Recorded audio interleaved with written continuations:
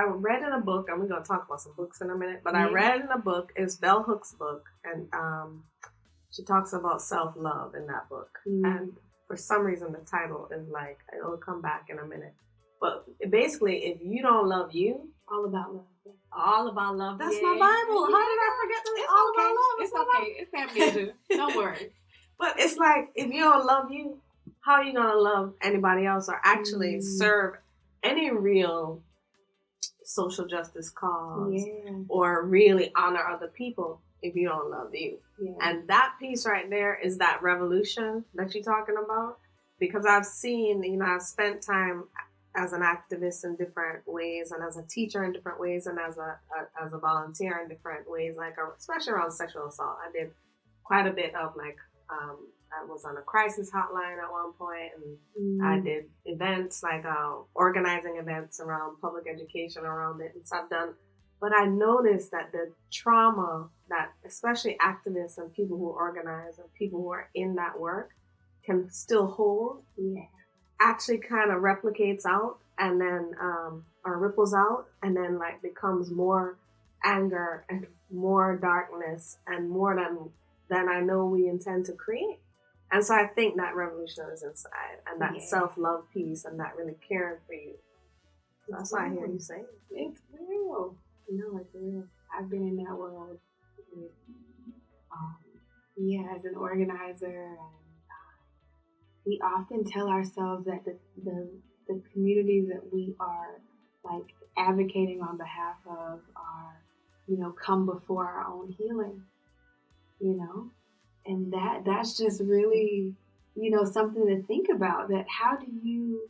It's kind of like one of my friends always says is put your mask on first, like you see in the airplane where you have like, how are you going to help anybody else when you ain't getting oxygen, right? So put on your mask first before you start trying to save and support anyone else, right? Yeah, the oxygen mask piece, the piece about taking care of you, that part is something that I'm really working on now.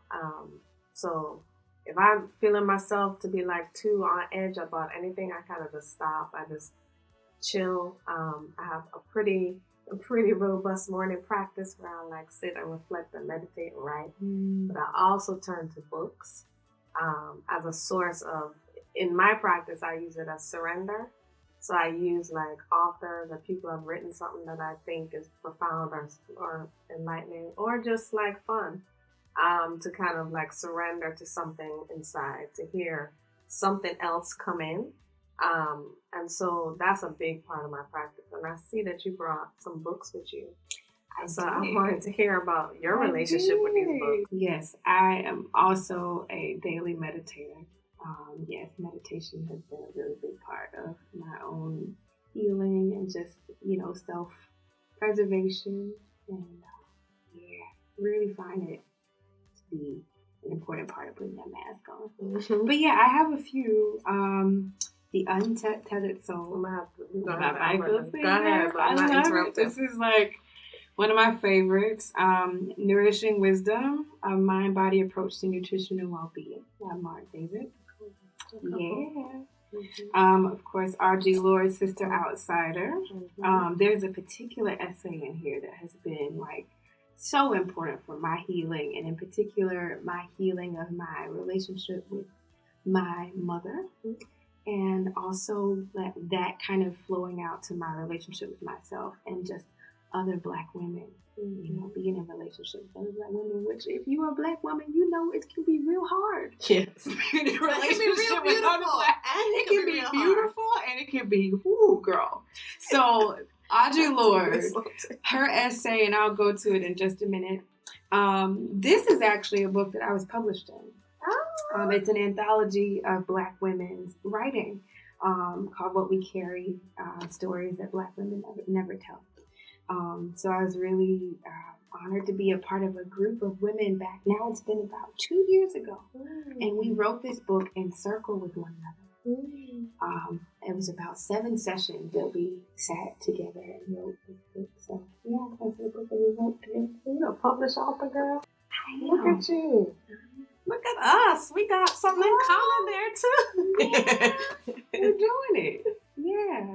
So yeah, these are just a few of my pieces. This. Can I tell you, this changed my life. This one.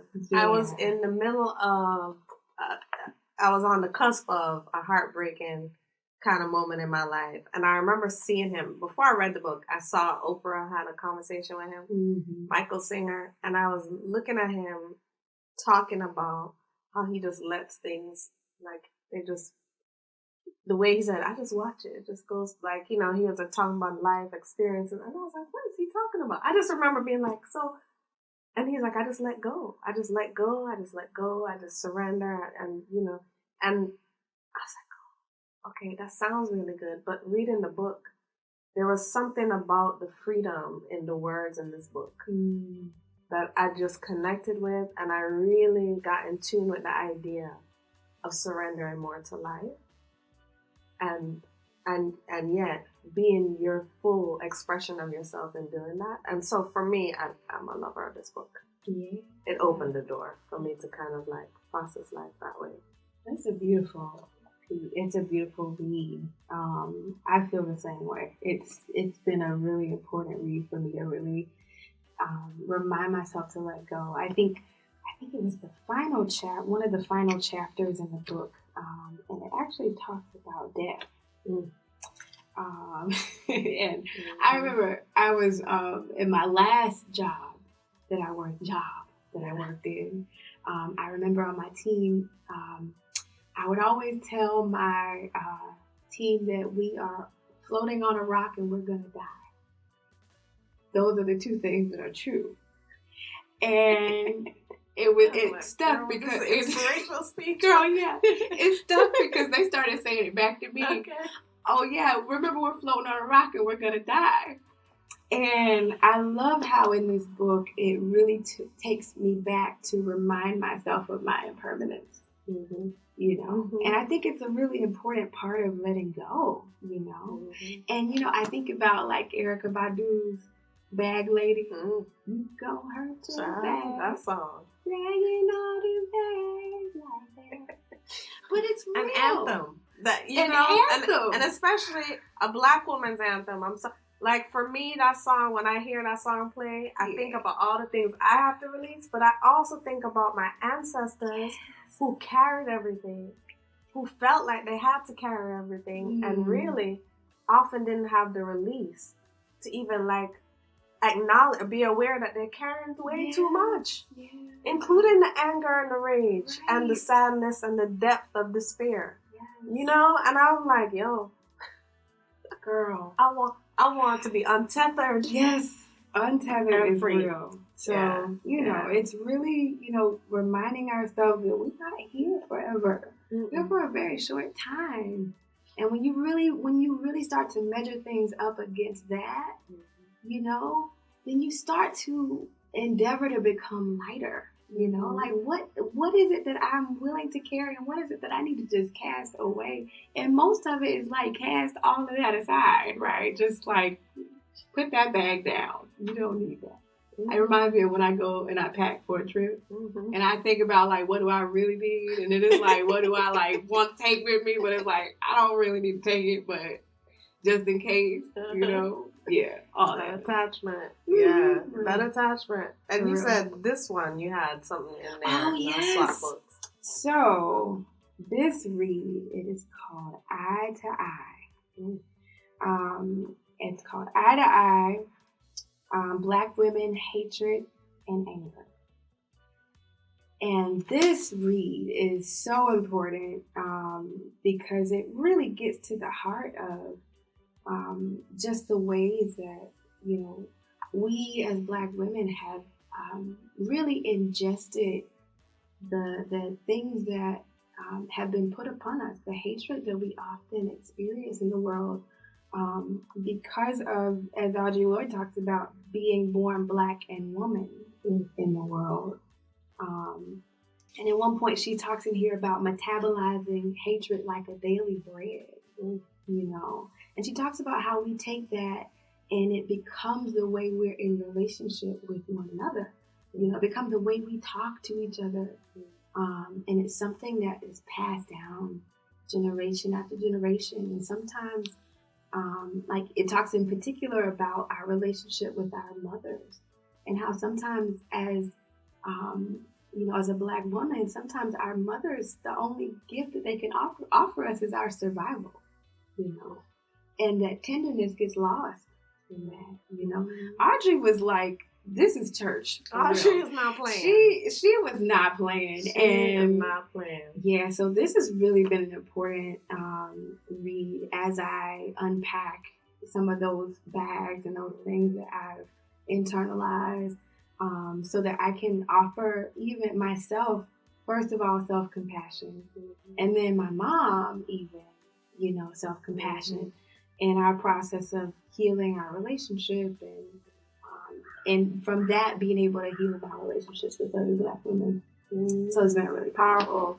And I mean, the mom piece, it's interesting because what you said about survival is my experience when you, and growing up, I'm speaking about me or my mom, what she had was to make sure I survived. That was her, like, I know that was her mandate. It's like, this is my job. This child is going to have all the essentials. She's going to have everything she needs.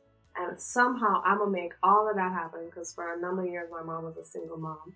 And I'm going to make all of that happen. And I think to the detriment of who she was, to the detriment of the tenderness for her. When we talk about, you mentioned tenderness, and I was loved for sure, but I had a clear picture of the rage and anger my mom held inside, and it was like, oh, I see. She's focused on survival.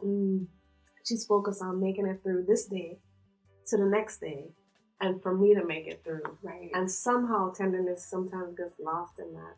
And, so I really appreciated you reflecting on that, because what I've worked to do is to have more compassion for that.